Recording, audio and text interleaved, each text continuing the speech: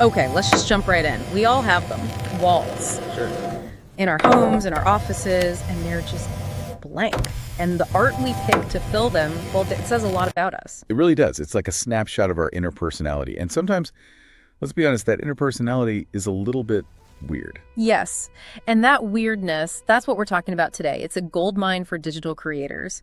We're looking at a set of sources that outlines 6 specific strategies for creating wall art that's unique and wild and just wonderful. And it's all designed to help digital products stand out in what is, a massively crowded online marketplace. Exactly. So our mission here is to really pull out the key strategies for being truly unique, but also commercially viable. Right. So if you're a creator or even a buyer and you want to figure out how to carve out a niche in that digital art space, this is for you. We're trying to find a voice among literally millions of pieces of art online. And we have to frame the challenge here. Yeah. The source material is really clear about this. The world is just saturated with digital wall art. So standing out is everything. And the sources define weird in a really interesting way. It's not about being bizarre for the sake of it. It's about providing buyers with something they genuinely cannot find anywhere else. So it makes you the destination. Makes you the preferred destination for that very specific thing they're looking for. I like that framing. It's not just creative, it's a business strategy. Okay, so let's get into it. Segment 1, the power of the unexpected. The first 3 strategies, and they really start with using shock and surprise. Yeah, the first one is foundational.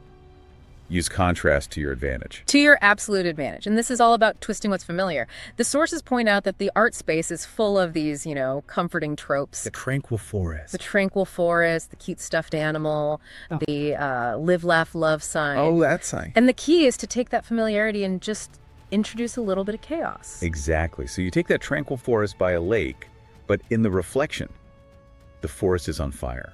Or it's filled with monsters. You get this moment where the viewer's brain just kind of short circuits. It's that jolt. That's the whole point. It's, what is it, cognitive dissonance? Yeah. Your brain expects one thing but gets another, so it has to stop and process. It makes the art memorable. Precisely.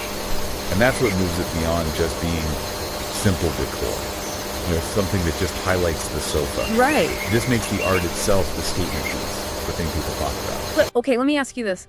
If you're going for shock, is there a risk? Can you be too weird, so weird that it's just unmarketable? That is the crucial question. But the strategy isn't about alienating everyone. It's about intensely attracting a very specific niche. Okay. So take that live, laugh, love sign. Yeah. If you change it to live, laugh, leave me alone, Right. You're not trying to sell to the original buyer anymore. No, you're selling to the person who can't stand that sign. You're intensely serving the anti-decor buyer. The niche protects you. That makes perfect sense. You're trading breadth for depth. Okay, strategy 2. Putting a twist on popular paintings. This is so clever because you're piggybacking on recognition. It's a huge shortcut. You take well-known art, public domain stuff, and you just swap out key elements. You combine the familiar with the surprise. So you're not just copying, you're having a conversation with the art. Like taking Degas' ballet dancers, but they're flamingos instead of women. Yes. Or what if you took Van Gogh's Starry Night with all those iconic swirls, but made it a bright, sunny day? I love that. And the source mentions you can even do this with a style like Andy Warhol's. You take that pop art look, but you apply it to a unicorn or a goblin. Right. But that does raise a flag for me.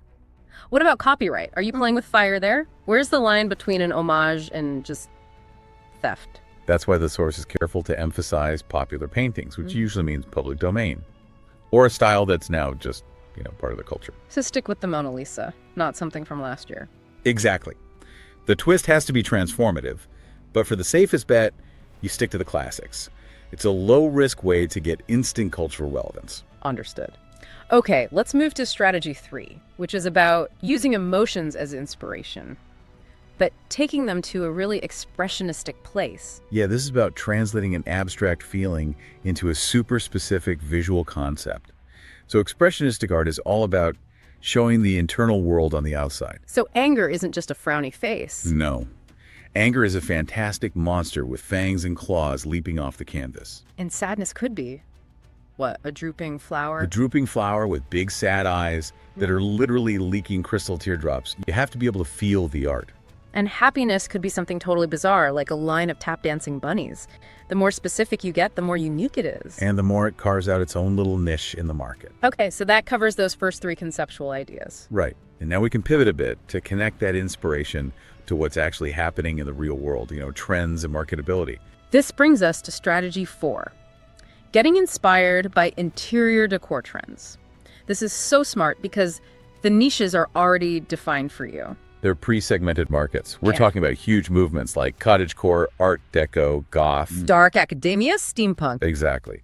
So if someone is decorating their home in a dark academia style and they find your weird art of a floating skull reading a book, You've solved a problem for them. you've solved their exact problem, they'll find you instantly. And the examples are great. For cottagecore, the source suggests a print of a grandmotherly cottage literally hugging her inhabitants with mossy arms. It's so weirdly wholesome.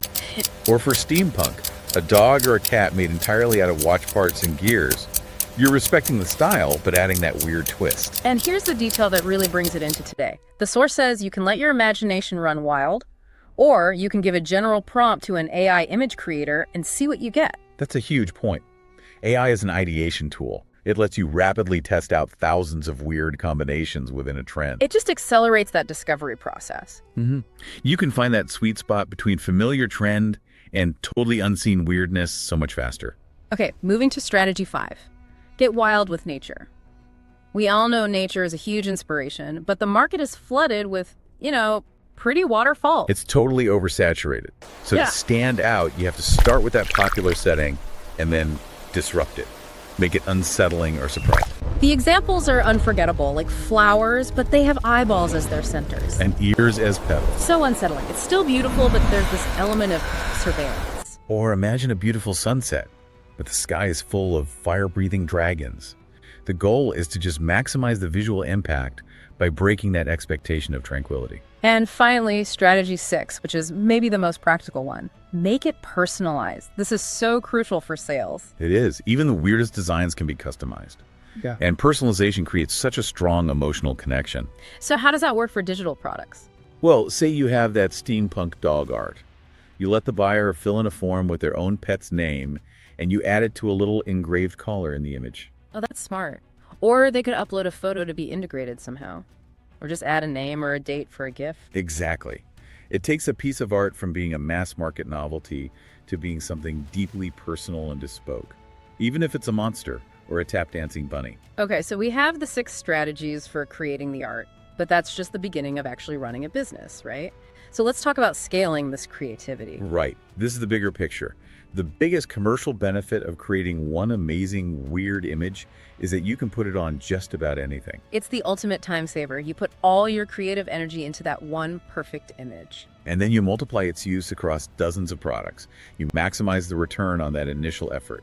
One piece of art can easily become 10 or 20 sales opportunities. And the infrastructure is there to support this now. The source talks a lot about print on demand or PAD providers. They are essential. That partnership is what turns your single digital file into a whole catalog. And you don't have to touch any inventory or packing tape. It really democratizes the whole thing. The creator can just focus on creating. 100%. You apply those unique, weird designs to a whole array of products that people buy because they make a statement. And we're talking way beyond just wall art. You can put that goblin or that steampunk cat on. T-shirts, of course, but also shower curtains. A steampunk cat shower curtain. Think about the niche you capture with that. Or canvas bags, smartphone cases. You're capturing all these very specific purchasing moments. This whole approach, it just respects your time as a creator by getting the most out of one single effort. It's how you build a scalable business, not just make one piece of art. It really is. I think this deep dive shows that uniqueness, this weirdness, it's not a gamble. It's a really defined and scalable commercial strategy. It is. So to just quickly recap for everyone, uniqueness is the key. And these 6 strategies are the roadmap. You can do it through contrast, by twisting the classics, channeling emotion, tapping into decor trends, getting wild with nature. Or by making sure everything can be personalized for the buyer. Exactly. And as we mentioned, the sources bring up AI image creators. There's even a guide mentioned easy AI weird wall art. Right, which is designed to just streamline the whole process.